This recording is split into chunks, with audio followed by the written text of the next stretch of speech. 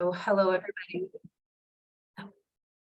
Hello, everybody, and thank you for joining us this evening for a presentation on understanding personal and collective impacts of traumatic losses, particularly for those who have been impacted by the Marshall Fire event almost 1 year ago. Tonight, I am delighted to introduce our amazing speakers, then hand it over to Julie to lead us in a quick meditation exercise before we get started.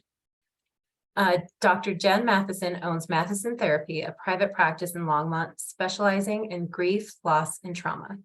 She earned a master's and PhD from Virginia Tech and then was tenured assistant professor at CSU, where she published and taught on topics such as large-scale disasters and grief recovery. She has worked with survivors of wildland fires, hurricanes, floods, and other natural disasters, not to mention school and mass shootings. Dr. Jen is trained in therapeutic models designed to treat trauma and complicated grief.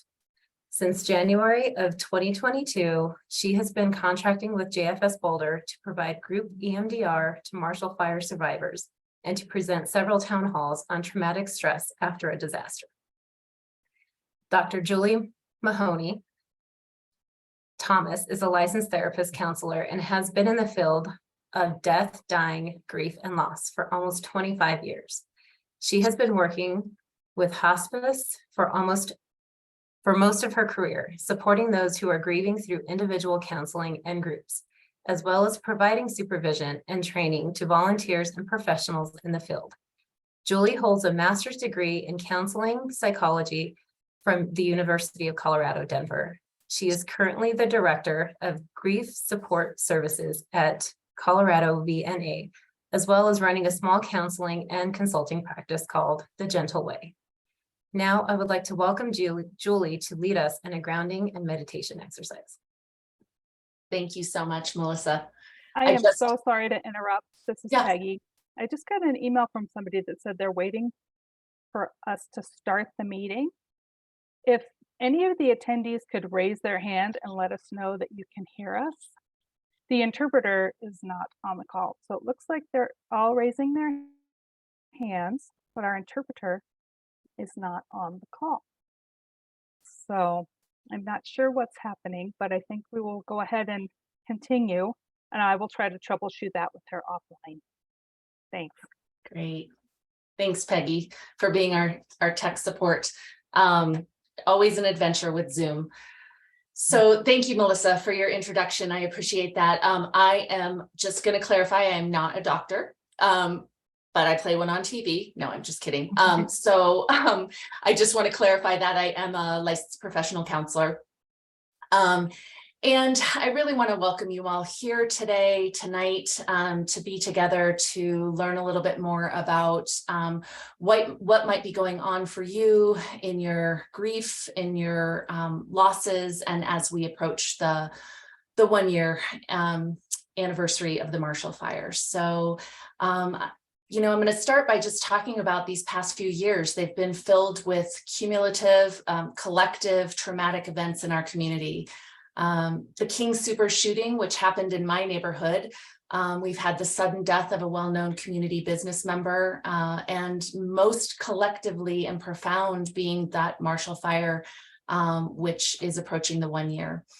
I would like to be, I couldn't talk about any of this without acknowledging and framing all of these events in the context of an unprecedented global pandemic and civil and global unrest that has been increasingly present in our world.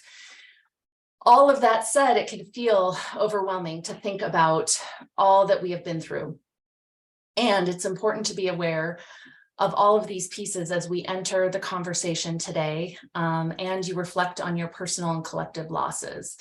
We are here to help you understand the potential impacts of all of these experiences while providing you with some tools for coping and resources to support your resilience when you face a wave of grief or potentially a trauma activation. So before we start talking about grief and trauma, I do want to take a moment to bring us all together here tonight and to share a very simple resource that you all already have and it's to check in with yourself. And, you know, we're always asking our friends, family, colleagues, how are you?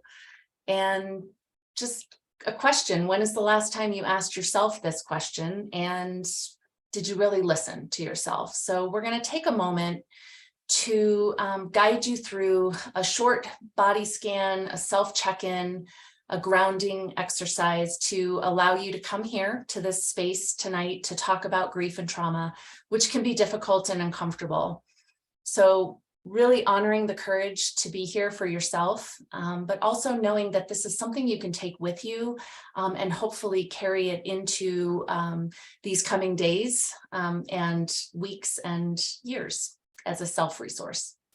So let's go ahead and just begin by bringing your attention to your body, and go ahead and put your feet on the ground. You can close your eyes if that's comfortable for you, or soften your gaze on a focal point. Now take a few deep, complete breaths. And as you take a deep breath, breathe in through your nose to the count of 4, and exhale through your mouth to the count of 6. To slow your breath down, which can be really helpful in calming your nervous system, you can exhale with your lips pursed, like you're blowing up a balloon. So it would be like a... And with each exhale, have a sense of relaxing more deeply. Take a moment to check in with your body, your physical body. You can ask yourself, how do I feel in my body? Notice your body wherever you're seated, feeling the weight of your body on the chair or on the floor. And bring your attention to your feet on the floor. Notice the sensations in your feet touching the floor. The weight and pressure, vibration, heat. Notice your legs against the chair, the seat holding you, and the floor holding the chair, and the earth holding the building that you are in. Notice your hands. Are your hands tense or tight? See if you can allow them to soften. Now notice your arms. Do you feel any sensation in your arms? Let your shoulders be soft. And bring your attention to your stomach area. If your stomach is tense or tight, let it soften. Take a breath. Now notice your neck and your throat. Let them be soft. Relax. Soften your jaw. Let your face and your facial muscles be soft. Now notice your whole body present. And take one more deep, full breath.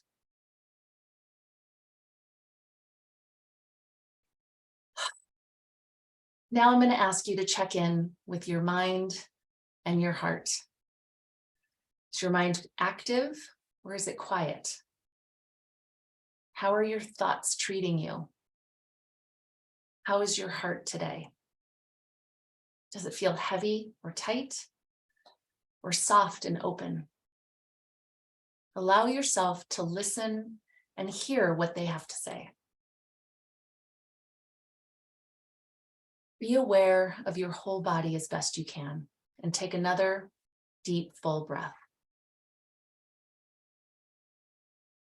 And when you're ready, you can open up your eyes if they're closed, or just come back to this space together.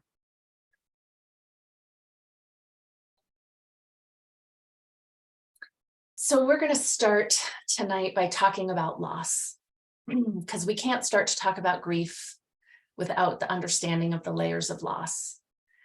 And we know that there are many, many layers of loss that we've been through in these past few years. You can go ahead and advance the slide one more. Thank you. So one loss holds a multitude of other losses. There are many kinds of losses. There are primary losses and secondary losses. There are physical losses and symbolic losses. Loss can be cumulative. It builds over a lifetime. And we can also experience multiple losses, which is exactly what many of you have gone through with the experience of the Marshall Fire. Each loss has its own grief process, and grief is a response to loss. So the more awareness of all of the losses and the understanding of your reactions to the loss, the better able you are to weather the inevitable period of grieving and readjustment. Go ahead to the next one, yeah. So I'm going to start by talking about the layers of loss around losing a home. Because the loss of one's home in a fire has, as many of you have experienced, involves multiple losses.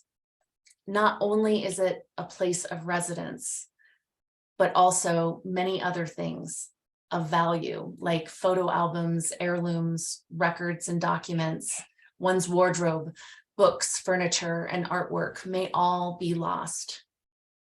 Less tangibly, but possibly more significant, you lose your primary place of comfort, the place you go for safety, for respite and rejuvenation.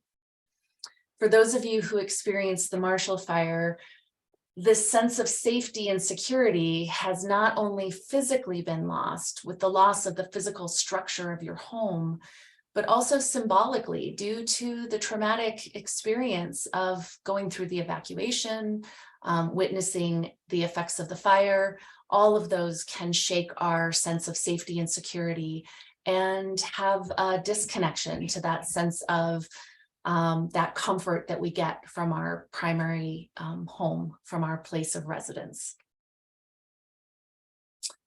The other thing that we have experienced over the past few years and may have experienced as a result of the Marshall Fire or some of these events in our community is the loss of a personal loss of a family member or a friend. The loss of a human life has a multitude of losses that are connected to it as well. Obviously, the physical person is just one aspect of the loss. We have that primary person who was important to us, who is no longer physically here.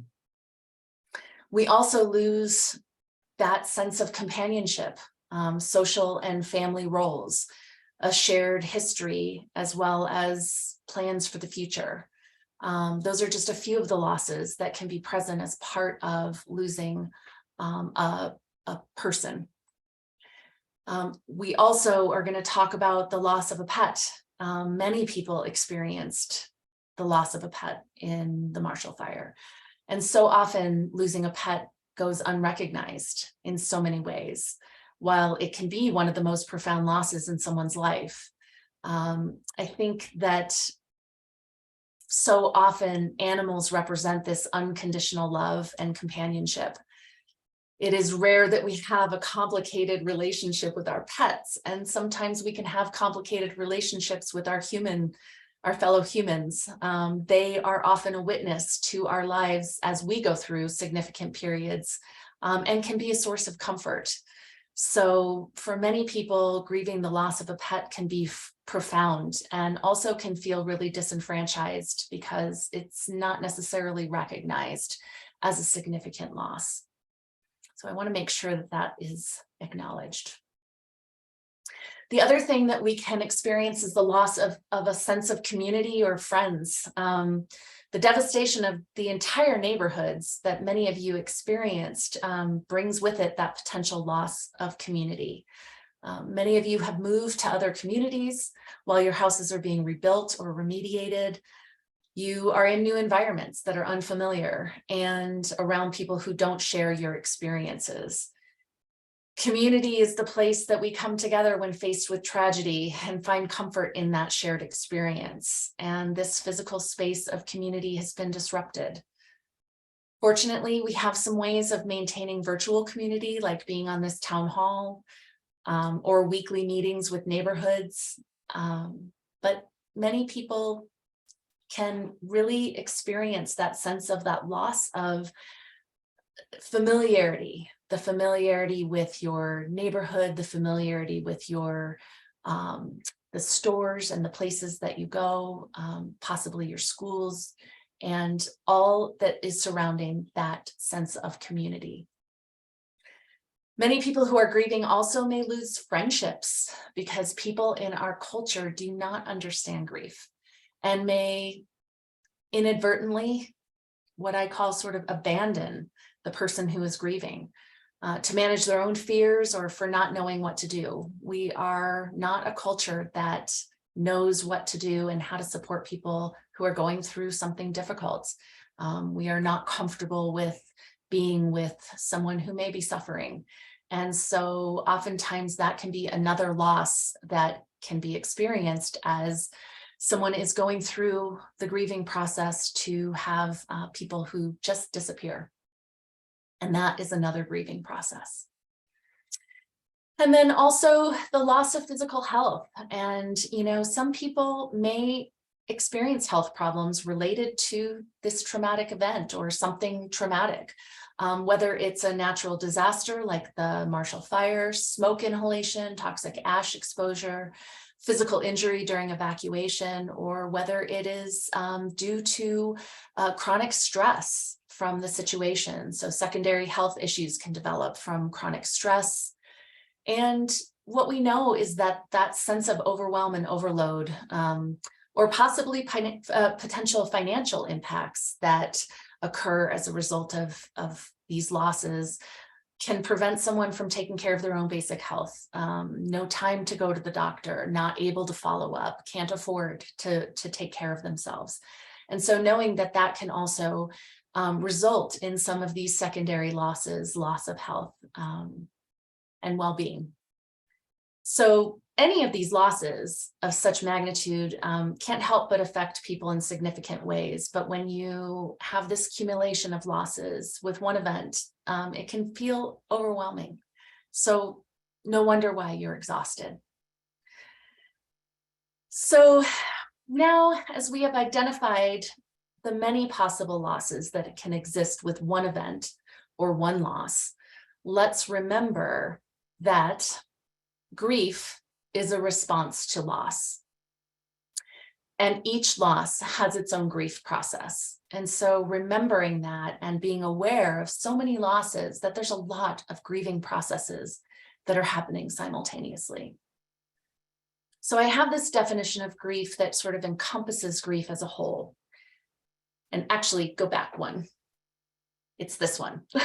And that is that grief is a highly personal, lifelong, physical, emotional, mental, and spiritual process of learning how to acknowledge, experience, and integrate the loss of someone or something you love. Grief, the Latin root, means to burden or to weigh or press heavily upon. Bereavement comes from the root word to be torn apart or to have special needs. And I think those are so significant. They're very visceral definitions of what it can feel like to experience grief, to experience a devastating loss. Grief is a natural reaction to loss. And so it is our body's way, our evolutionary way of responding to losing something that is important to us. It is a very universal experience, meaning that it can thread through time, culture, gender, community, and there are similar threads of that experience of grief. And at the exact same time, it is an incredibly unique experience for each person. So it's highly, highly personal. Grief is also a process to be experienced. It is not an event to be overcome. And this can be difficult sometimes to understand in our culture that's very linear. We often will see things and we think that over time you get better or it gets easier. And it's a process, and it is something that we don't get over, but we get through. It is also holistic, which is why it can feel like it's affecting all parts of our life. It can affect us mentally, physically, emotionally, behaviorally, socially, and spiritually.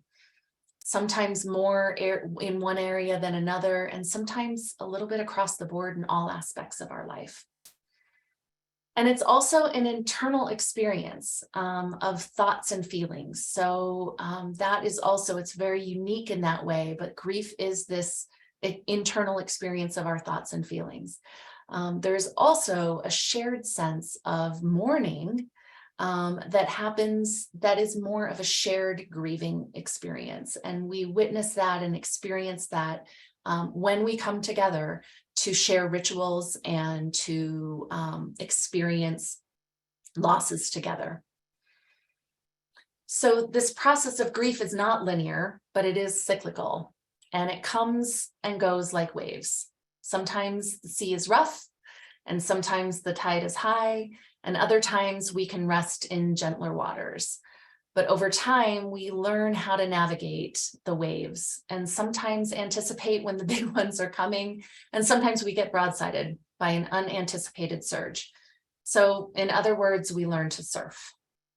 The cycles of grief can move through periods of shock and disbelief and numbness to depression and sadness and anger. We oscillate between periods of disorganization and reorganization, sometimes over the periods of days, weeks, and years, and sometimes in a period of seconds, minutes, and hours. And I think that's just such a significant piece of this grieving process to be aware of. And I'm sure so many of you have experienced this over the last year, that it is a process of disorganization and reorganization, to adapting and adjusting to something new as you go through this process. After such a sudden, unanticipated event like the Marshall Fire, or a sudden loss, or a tragic event, we experience shock and numbness. It is our body's way of protecting us from the enormity of it all at once. We can't possibly process all of these losses and the meaning that they each have in our lives all at once. We would not be able to survive. Excuse me. So this is a survival mechanism that we go through, that shock, numb, disbelief process. And I say, yay, evolution, because we could not possibly integrate that all at once. And the grief comes to presence as the shock and numbness start to wear off and the reality of the situation starts to emerge. And some of you may have started to experience that over time once some of the initial immediate needs start to subside. And so, you know, that is really important to be aware of, that the grief may start to come in and we start to feel it a little bit more. It becomes less of the immediate need for taking care of tasks, and also maybe some of those trauma activation needs as well. We also know that people grieve when they can. So this is why some of you may not have even started the grieving process, because you've been validly tied up in the tasks of loss. You know, some of the immediate demands of figuring out where to live, how to get there, and what to sleep on, managing the debris removal, smoke mitigation, dealing with insurance adjusters. Longer term energies are centered around decisions about rebuilding or relocating. All of those things can really take our energies and may delay that grieving process to really be able to even know what you're feeling, how you're doing, that check-in question. So what helps? And I'm going to talk a little bit about just some of the things that can help, some simple things that can help in the grieving process. If you were evacuated and or experienced traumatic events, you've probably experienced some traumatic stress reactions that may still be present at times. And Jen is going to be addressing some of these trauma responses next as we approach the anniversary and the potential activation of some of these reactions. The things that Jen will talk about are not mutually exclusive to the ways that you take care of yourself in grief. Most of you are experiencing what we call a traumatic grief. Here are a couple of things I just want to leave you with that are basic and sometimes challenging to do when you're grieving, But if you can remember these things, they can really help to support you in your resilience. And whether that is just on a day that feels particularly hard, where you feel overwhelmed by a wave, or whether that is in the midst of having a trigger, feeling a trigger of anticipation of the anniversary or memory. And one of those things is to hydrate. And I always talk about drinking water. Here in Colorado, it is so dry as it is. And when we are going through a difficult time, we may shed tears, we may need extra water. So one of the simple things that you can do to take care of yourself is just drink water. Even if it's 1% more, I always say just 1% more, 5% more maybe than what you drank before, just stay hydrated. Nutrition is important, and that can be really challenging when you are not living in your home, in your kitchen, when you're eating out, when frankly, sometimes your appetite is impacted by stress response and anxiety. So what I say is just, again, 5%, just really paying attention to making sure that you are getting some healthy nutrition. Rest is really important. I always say sleep is better if you can, but sleep gets naturally disturbed when you're grieving and when you're in stress. So if you're having trouble sleeping, make sure you find periods in the day to rest. Breathe. And this is also where exercise is good.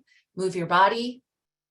But if you are finding that you can't get to some of those physical activities, get outside, put your feet on the ground, and take a few deep breaths. Just like the grounding exercise that I just took us through, taking a couple deep, full, complete breaths can help us to ground. It can help us to feel calmer in our nervous system. And the other thing is to access support. And we'll talk a little bit more about that. Jen will talk about it, and we'll share some resources at the end. But it is so important to get support systems, and that may be friends, family, community, and it might be reaching out for some professional support. We have been through a lot in these past few years, and it is important to get that support that you need. So what we know is that, people often ask, how long is this going to take? And I have a saying that if you take the time that it takes less time. And so there is no time frame, but what we do have is that if you are tending to your grief and you are accessing that support and you are taking care of yourself and understanding and allowing yourself to be in your grief when you need it, then that is part of the grieving process, and that will support you as in your healing and recovery. And so that is what I have for my portion, talking about loss and grief. And Jen, you are gonna take it from here and talk a little bit about some of the trauma and as we anticipate the anniversary. Thanks, Julie. So everyone, I'd like to start by just defining trauma very simply.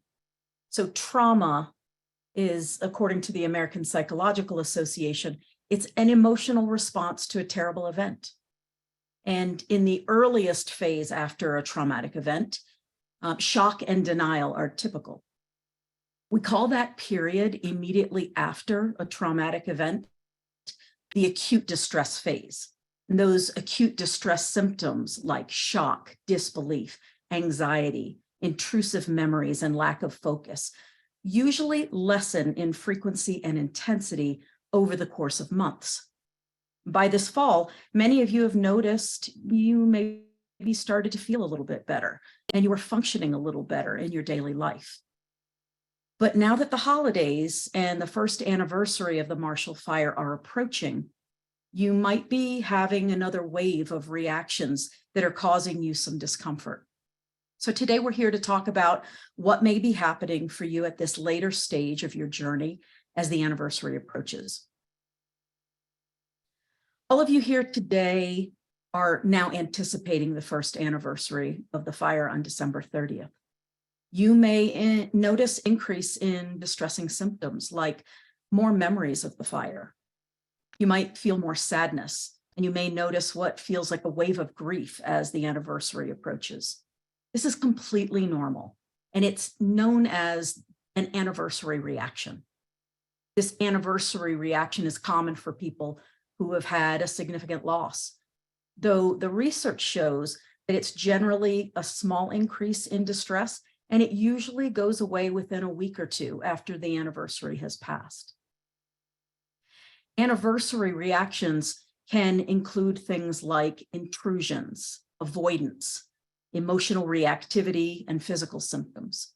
So I want to talk a little bit about each of these in detail, just so you understand what's happening inside you and with others in your community. So let's first talk about intrusions. Intrusions are thoughts, emotions, or sensations similar to ones you had during the traumatic event. Even though the acute crisis isn't happening to you again, intrusions make you feel some of the things you felt during the initial traumatic event. It's important to try to remember that you've already been through the fire and you won't experience it again. What you're having are memories of what happened. These memories may seem focused on the most upsetting parts of what you went through. The memories won't actually be as bad as when it happened. So here's just something I want us to all try together right now. I want you to listen to my words and I want you to say them back to yourself in your head. You ready? Because I know that I survived the fire, I can definitely survive a memory of the fire. So I suggest you try using a phrase like that every day leading up to the anniversary as a reminder of what's actually happening inside you. Okay, next let's talk about emotional reactivity.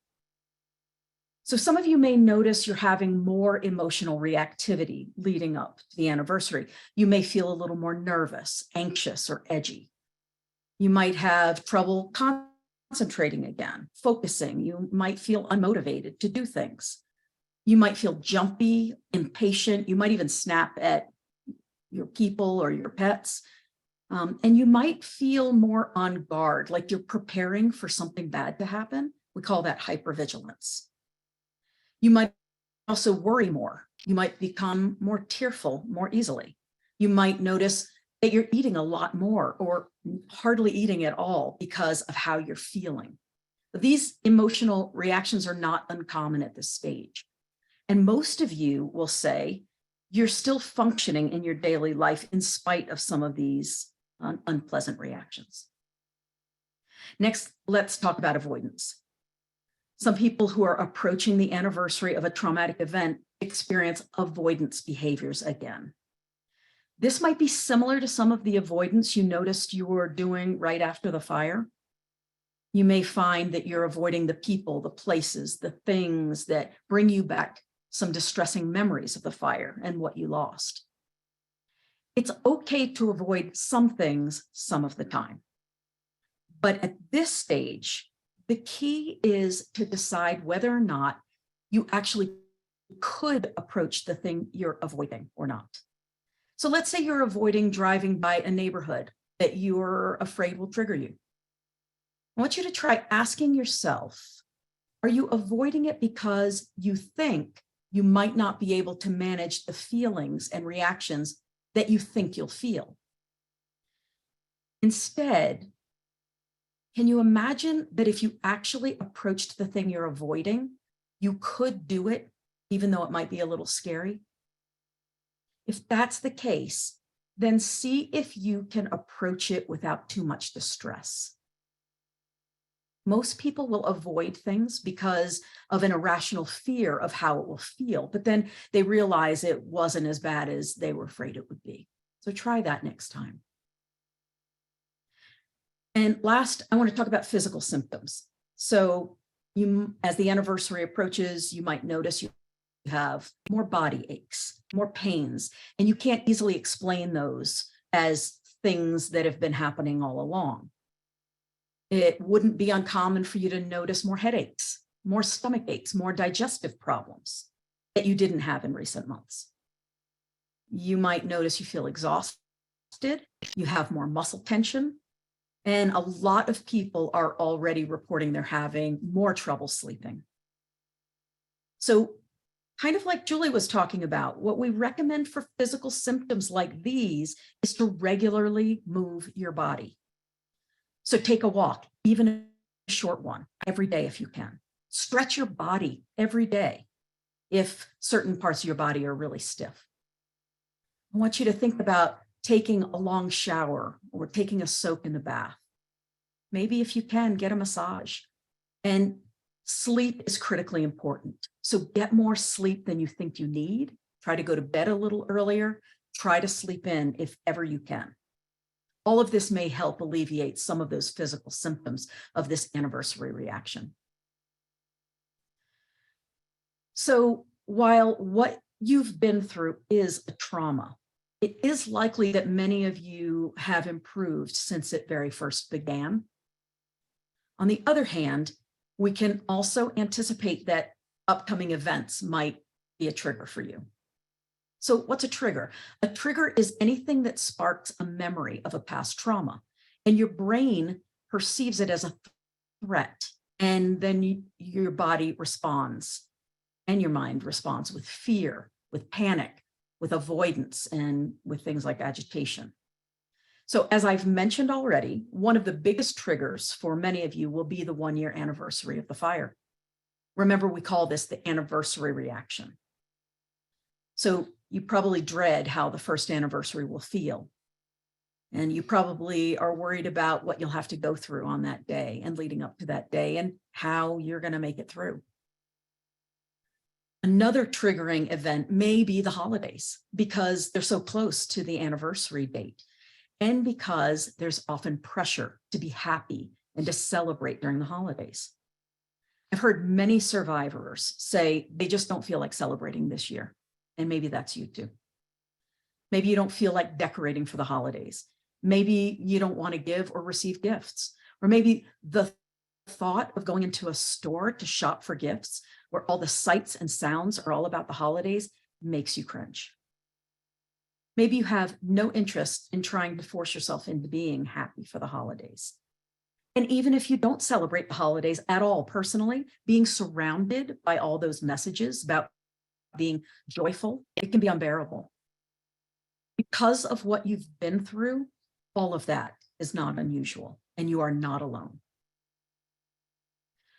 Other triggers, of course, can be things like news reports and social media posts about this upcoming anniversary.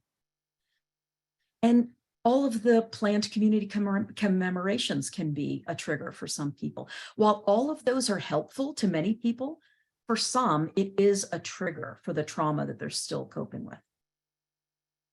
You might feel triggered by your neighbors talking about, let's say, their ongoing struggles with rebuilding. You might find it triggering to hear about certain people's rebuilding efforts that are maybe going faster than yours or have been easier than yours. And then on the other hand, a lot of people have been talking about all year long the triggers of things like the sound of strong winds. This happened just recently in the last couple of days. Even the forecast of a windy day can be a trigger, and it can trigger a fear response in survivors like you.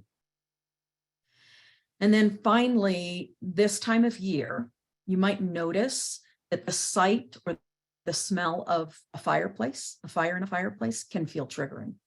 You might also just feel triggered just hearing about a fire in a different community or in a different place in the world. All of these triggers are pretty normal. And I bet you all have your own list of things that are triggering for you. But these are some of the most common ones we know, especially as the anniversary is approaching. So all of these triggers can cause strong emotional reactions and what are known as flashbacks. You've probably heard this term, flashbacks. Flashbacks are emotional and physical memories of a trauma that you went through. Now, the severity of flashbacks is on a spectrum from mild to severe. A mild flashback, that might be when you're just thinking about the details of the trauma you went through, of the event in your mind, in a very granular detail, like a scary movie playing in your mind. Whereas a severe flashback can be pretty unexpected. It can come on pretty quickly, and it can cause what people will describe as a panic attack. So some people might worry as the anniversary draws closer that they might experience a flashback. So let me talk about what to do in this case. So when it comes to flashbacks, it's important to remember that even though they do give you some emotional or even physical discomfort, even a little, or maybe a lot, they're not dangerous in and of themselves. So they're not something to be afraid of because they're going to hurt you or because you're going to die. It's just unpleasant to go through. Also, flashbacks are not a sign that you're sliding backwards on your journey through this trauma and through the grief. It's just that the anniversary approaching may make your system a little bit more keyed up and susceptible to intense memories. So I've got a couple strategies to talk to you about it in terms of flashbacks. The biggest one I can advise you on is to watch and pay attention to what you read, what you listen to, and to what you watch on TV or YouTube on a daily basis. So anything that's scary, anything that's intense or sad, anything that's filled with themes of disaster or pain or loss may bring back your own memories of the trauma you've experienced. So check what you're watching. Check what you're listening to. Notice what podcasts you're listening to. Now is not the time to start a true crime podcast. Watch what you're reading in terms of news articles or books. Instead of sad, dark, and scary, do yourself a big favor and choose light, funny, or inspiring content well into the new year. You're going to find that it really helps you feel more positive and more in control. So the second strategy around flashbacks is to anticipate what might cause triggers to happen in you and what are the signs that you might be getting triggered. If you can't eliminate the triggers entirely, which you can't entirely eliminate triggers, you can prepare yourself ahead of time by reminding yourself that what you might feel if you get triggered is just a natural response to the trauma you've experienced. So if it begins to happen before it really comes on, I want you to take a few slow, deep breaths and feel your feet on the ground, a lot like what Julie taught us just a few minutes ago. And then look around you. Notice what you see. Notice what you hear. Notice what you can smell. You might even notice what you can touch. This is a way of using all of your senses to make yourself aware of what is going on around you. This can be a very powerful way to kind of stay present in the moment and remind yourself you're safe right here, right now. So that's a good segue into our discussion on the topic of healthy coping as this anniversary approaches. So coping is just what we teach people to do when they can't completely avoid or eliminate the situation. It's about preparing your mind and your body to better manage your stress. Instead of curing your stress, we're actively working to reduce it by infusing our minds and our bodies with as much positive, healthy energy as possible. So there's so many coping strategies. You can just Google books on coping strategies. For this presentation, I'm just going to give you a couple ideas for this upcoming anniversary time. So a few ideas I'm going to cover. First is going to be making a plan for how to spend the anniversary. The second will be our online EMDR groups that I'm helping to run. I'm going to give you some self-care ideas, and then we're going to talk a little bit about self-compassion. So first, let's start with making a plan for how you'll spend the days leading up to the anniversary and the day itself. Some of you may have already done this, but if you haven't, now's a good time to plan. I want you to focus on making a plan that makes you feel safe and cared for. Some people will decide to go out of town to avoid being in town on the anniversary. That's completely okay. If it feels too hard or triggering to be here and you have the means to go away, that's great. We just don't recommend going away all by yourself because isolating at this time is not the healthiest choice for most people. Even if you're an introvert, it's important to be with people who care about you and are sensitive to your feelings and reactions about the anniversary. Now, some people will plan to stay in place for this 1-year anniversary, and you might decide to recreate old traditions you have always enjoyed, just with different items and just in a different place. Some of you will decide to spend the anniversary with other fire survivors, like your old neighbors or others in the community who had a similar experience.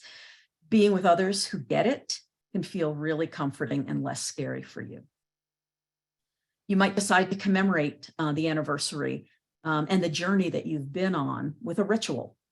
Rituals can give special meaning to a difficult anniversary. So you might gather with members of your community for reflection, or you may return to your home site and offer a meditation or a prayer for what's been lost. Or you might set a positive intention for the new year that focuses on what you have to look forward to. Your ritual, it could incorporate something that creates more of a sense of safety for you. So consider what makes you feel safer now in your life and see if you can incorporate that into a ritual. None of these options for making a plan are either good or bad. It's what works best for you for this year. It's important to talk to people in your family and be honest about what you need. And then once you make a plan that helps you feel safe and as okay as possible at this anniversary, try to stick to it. That'll help you reduce some of the worry about what you're going to do on that day. Okay, the second one is our group EMDR that we're running. So another coping strategy is to try to cope with these memories by reprocessing some of these memories. And we've been offering these free online group EMDR sessions, some in the spring, and we've just restarted them a few weeks ago. And these are for survivors, and it's going to help folks process parts of their traumatic memories that are still disturbing to them so that you can feel calmer, so that you can feel more in balance. You can go to the Jewish Family Service website to register for one of these groups. You can also learn more about these groups out there and about how they work. Okay, the third one is self-care. Self-care is very important at this time of year and as the anniversary approaches. So these self-care ideas are not going to cure your trauma, but they may help you feel a little bit more calm, a little more in control in the moment. Okay, so I want you to think about practicing one stress reduction technique every day, like stretching, like meditation, like breath work, or yoga every day, just even 5 minutes. I want you to think about as self-care, getting out in the fresh air, go out in nature, take a walk or a hike, ride your bike when the sun's out.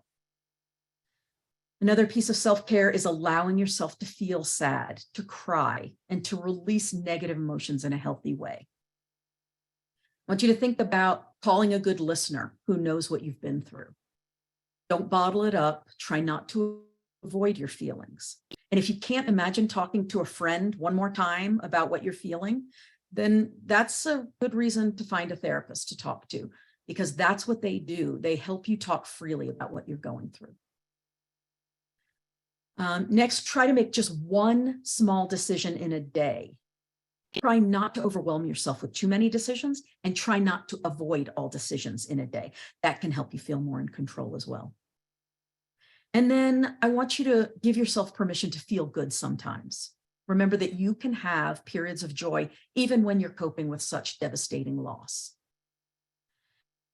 Also remind yourself that what you've been through is so difficult, but you survived, and list the things that you did to survive. That's a great type of self-care right now. And then finally, now's the time to establish a few more routines in your day and a little bit more structure, because right now you may be feeling this impending anniversary and really feel out of control. Now's the time to infuse your day with a little bit more structure and a little bit more routine. Like try waking up at the same time, going to bed at the same time every day if you can. So whatever structure helps you feel less stressed, try to apply that more in your daily life. And then self-compassion is really important for self-care for all of you who have been through the Marshall Fire. Remember what you've been through as a trauma, and as the anniversary approaches, it is probably going to bring back more discomfort temporarily. So since most of you will say you're already experiencing some of these symptoms of the anniversary reaction and triggers, I want to invite you to practice some self-compassion for the next few weeks. That means turning kindness and understanding inward instead of criticism and judgment. So I want you to practice with me now. We're going to do some self-compassion right now. So I want you to hear my voice, and I want you to kind of say this to yourself. Ready? This feeling I'm having may be an anniversary reaction. This is not uncommon. Most people who have been through something like I've been through have the same feeling. I've been through the worst of it. I'm strong and I can get through this too. I am going to be okay. So I want you to practice self-compassion with yourself every day if you can. And also consider letting the other people around you know what a hard time you're having, if that's true for you. It's okay to tell people what you're dealing with. Most of them not only will appreciate it, but it'll give them a chance to be more compassionate toward you too. Okay, so the way I'm going to end is just to share with you a little bit about what may be atypical right now and what might really tell you you should probably seek some therapy right now. So while having the anniversary reaction, experiencing triggers, all of that is normal as the anniversary approaches, these symptoms should not feel completely unmanageable. If you're having such intense thoughts and feelings that you're not functioning over the course of days or weeks, which means you can't work, you can't get out of bed, you aren't taking care of your responsibilities, you aren't eating or sleeping, you can't stop crying, or you're overusing alcohol or drugs, then make an appointment to see a therapist. You know, you can meet in person or you can meet online these days. And a therapist will start by listening and assessing how you're doing since the fire.